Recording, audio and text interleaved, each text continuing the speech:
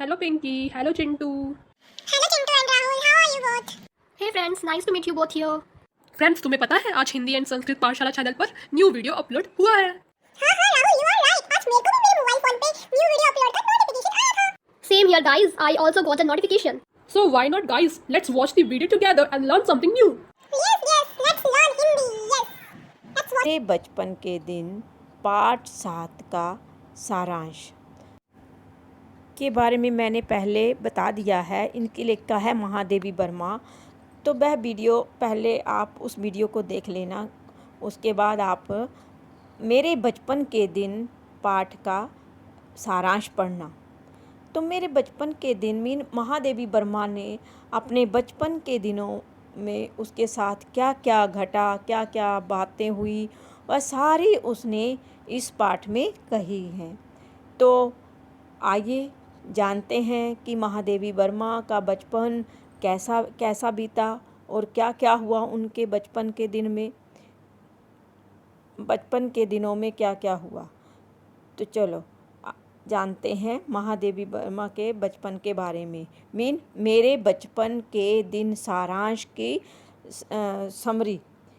तो इस पाठ में लेखिका ने आपको मैंने बता ही दिया है कि अपने बचपन के बारे में बताया है कि उनका बचपन कैसा बीता। तो जानते हैं प्रस्तुत पाठ में मेरे बचपन के दिन, जो प्रस्तुत पाठ है वह है मेरे बचपन के दिन।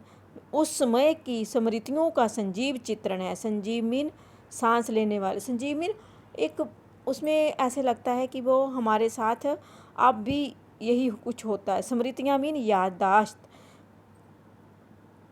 जब वे अपनी सहेली सुभद्रा कुमारी चौहान के साथ विद्यालय में पढ़ा करती थी तो उसमें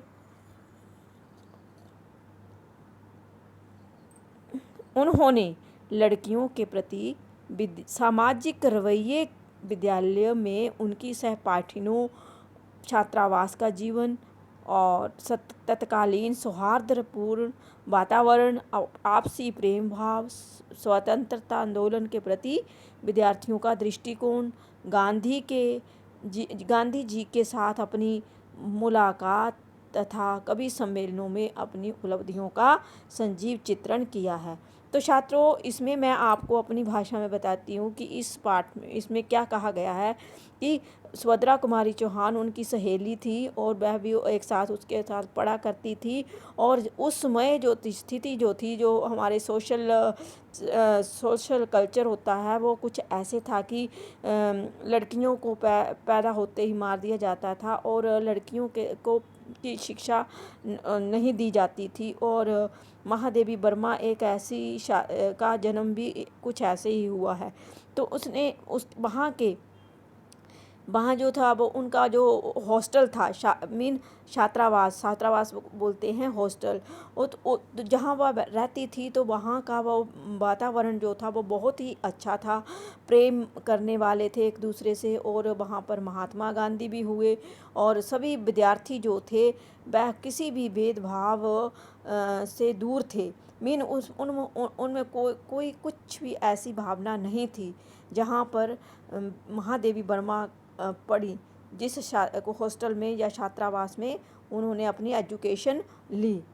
आइए आगे जानते हैं कि क्या हुआ लेखिका के परिवार में। अब लेखिका के बारे में अब शुरू होता है आपका पाठ कि लेखिका के परिवार में, जो कि आपकी पाठ्य पुस्तक में दिया गया है स्टोरी, ये उसका समरी है, सारांश है।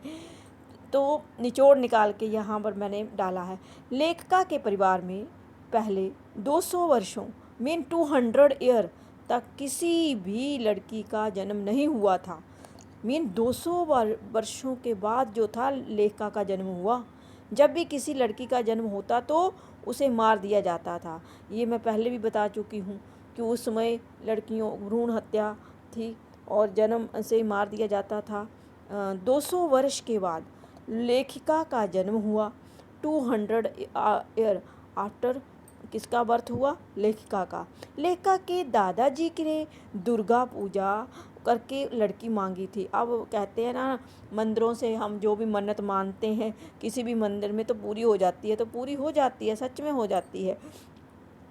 तो दुर्गा पूजा तो लेखिका ने के दादाजी ने क्या किया कि दुर्गा पूजा करके लड़की मांगी थी और इसीलिए उन्हें अपने बचपन में कोई दुख नहीं हुआ।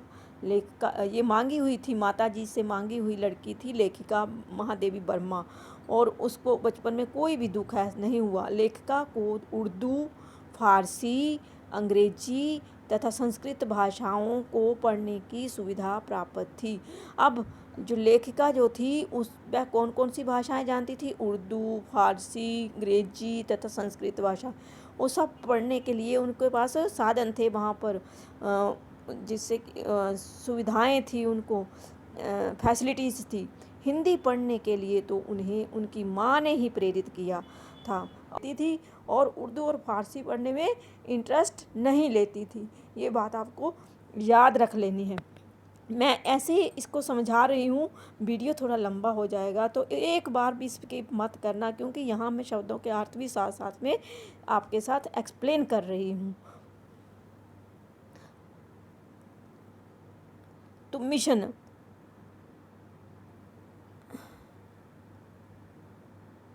अब वहाँ पर क्या था कि मिशन स्कूल की दिनचर्या, अब उसके स्कूल का क्या नाम था? Mission school. मिशन स्कूल की जो दिनचर्या थी भी उन्हें अपनी ओर आकर्षित, और मीन अपनी ओर आकर्षित, और मीन डायरेक्शन की ओर आकर्षित ना कर सकी। जो मिशन स्कूल में पहले गई वो उसकी जो दिनचर्या थी दिन में वहाँ पर उसको अच्छा नहीं लगा, अट्रैक्टिव नहीं लगा, आकर्षित ना कर सकी, इसलिए उन्हें क्रास्ट बेस्ड गर्ल्स कॉलेज में भर्ती कराया गया।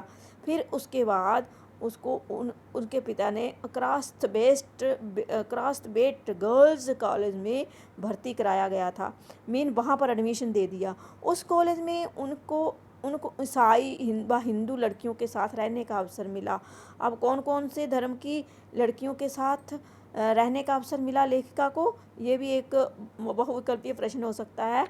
ईसाई व हिंदू धर्म की लड़कियों के साथ रहने का अवसर मिला। लेखिका जिस छात्रावास में रहती थी, छात्रावास मैंने पहले बता दिया कि हॉस्टल को कहते हैं, वहाँ हर कमरे में क्या था? 4-4 छात्राएं रहती थी। कितनी छात्राएं रहती थी? 4-4 छात्राएं एक कमरे में रहती थी। लेखिका के कमरे में सुभद्रा कुमारी चौहान भी थी। अब जो महादेवी वर्मा जी हैं उनके कमरे में और कौन रहता था साथ में? सुभद्रा कुमारी चौहान, जो वहाँ की सीनियर छात्रा थी, मीन उससे एक क्लास आगे पढ़ती होगी, तो वो सीनियर थी वहाँ की। तो वे कविता लिखती थी और पोइम लिखती थी। इधर लेखिका की माँ भी भजन लिखती थी। लेखिका मीन महादेवी की माँ भी भजन लिखती थी और गाती थी। अब अतः उन्हें भी लिखने की इच्छा हुई। अब जब बोलते हैं ना कि माँ की जो हैबिट होती हैं वो बच्चों में अपने आप ही आ जाती हैं, तो लेखिका के मन में भी लिखने की इच्छा हुई।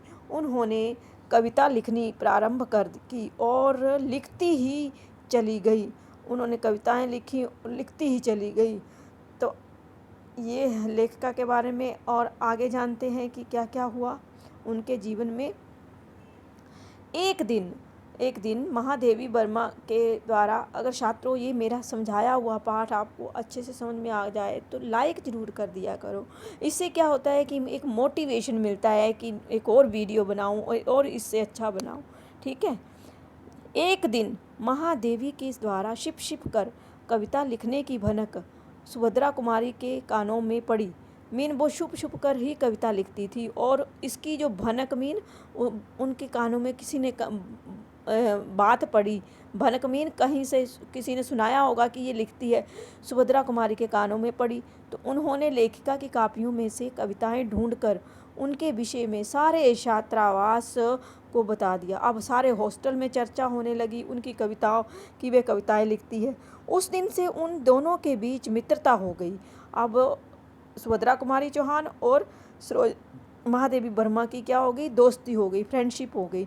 फिर दोनों ही खेल के समय साथ ही बैठकर कविता लिखने लगी। उनकी तुकबंदी पर लिखी गई थी और तुकबंदी पर लिखी गई कविता स्त्री दर्पण कहाँ पर छपी? कौन सी पत्रिका? स्त्री दर्पण, वोमेन मिरर, इंग्लिश में बोल सकते हैं ऐसे, वुमेन मिरर स्त्री दर्पण नामक पत्रिका में प्रकाशित हुई। ये पत्रिका का नाम भी आपको याद रख लेना है, क्योंकि ये प्रश्न MCQ में पूछे जा सकते हैं या शॉर्ट आंसर प्रश्न भी हो सकते हैं। आप सन 1917 के आसपास हिंदी के प्रचार का समय था।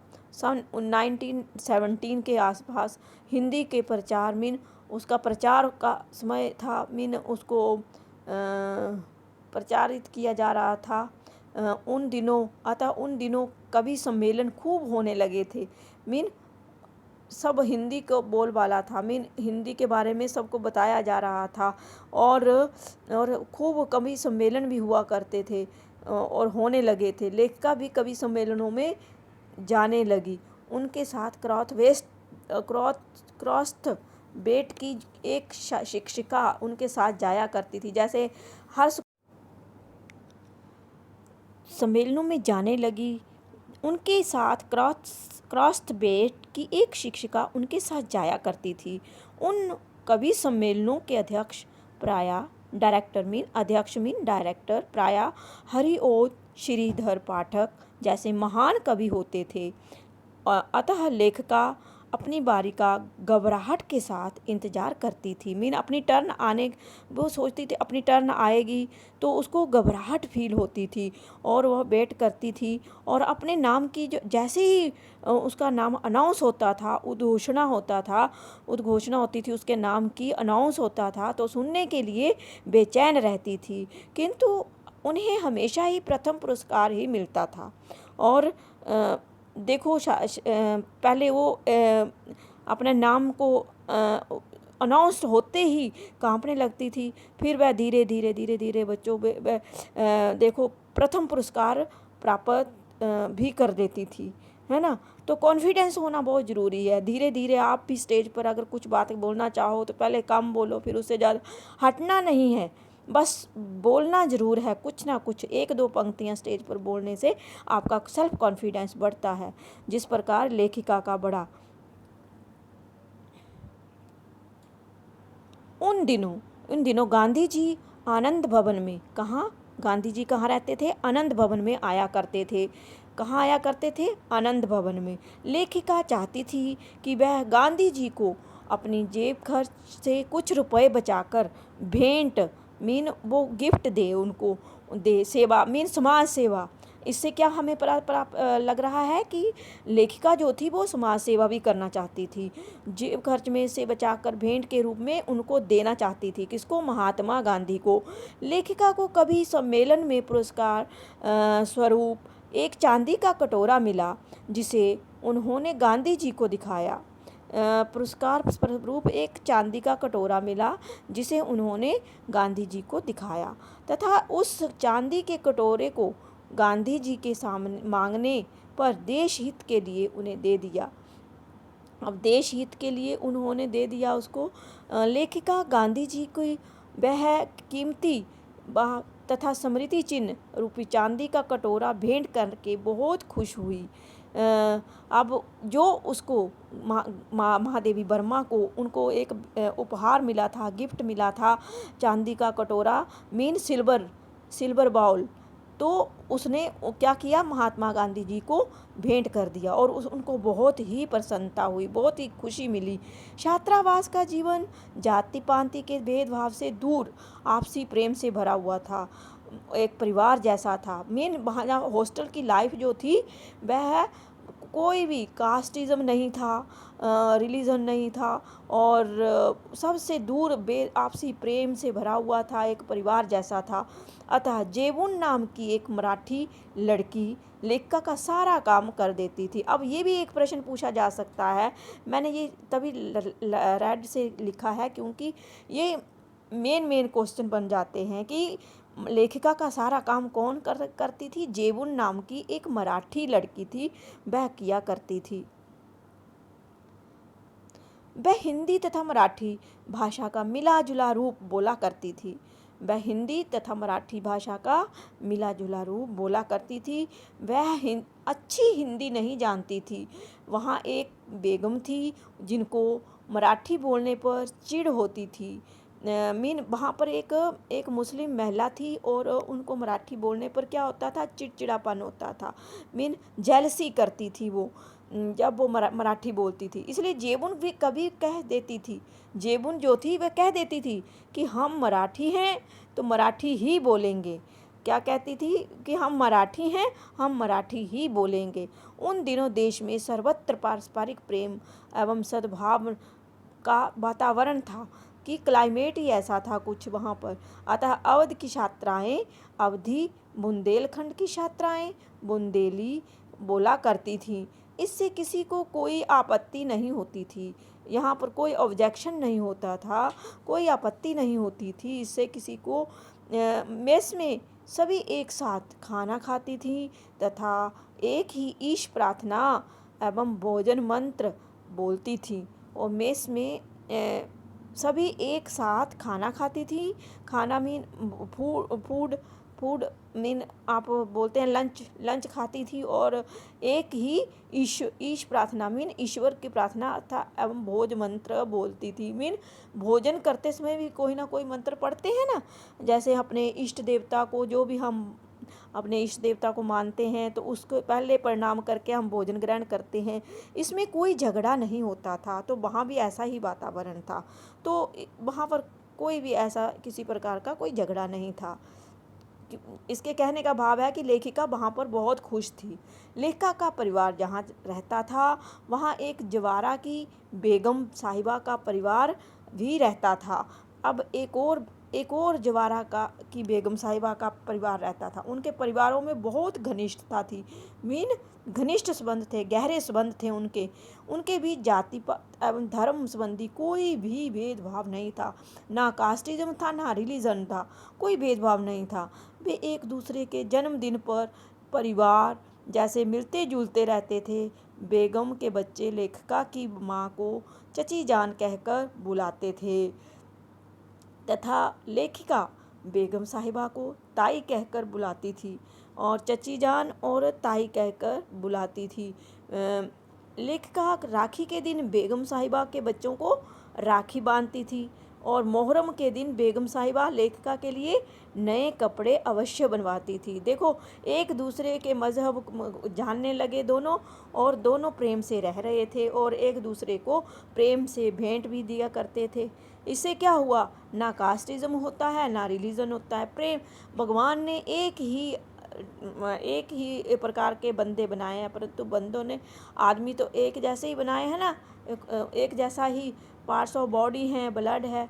तो परंतु जी लोगों ने धर्मों और कास्टों में बांट दिया है। ये बहुत ही घटियापन है जो कास्टिज्म और ये रिलीजन को मानते हैं जो लोग, है ना। लेखिका के घर जब छोटे भाई का जन्म हुआ तो बेगम साहिबा ने लेखक की मां से मांगकर नेग लिया था। लेखिका ने के घर जब छोटा भाई आया जिसका जन्म हुआ तो क्या दिया, बेगम साहिबा ने नेग लिया। नेग मीन कुछ गिफ्ट लिया। उसका नाम मनमोहन भी उसी बेगम साहिबा ने रखा था। वही मनमोहन वर्मा पढ़ लिख कर प्रोफेसर बन गए। Professor mean vice chancellor professor तथा बाद में जम्मू विश्वविद्यालय तथा गोरखपुर विश्वविद्यालय के उपकुलपति बन गए। उपकुलपति होता है वाइस चांसलर और प्रोफेसर मीन प्रोफेसर आप जानते हैं कॉलेज में पढ़ाने वाले, तो वहाँ के वाइस चांसलर बन गए।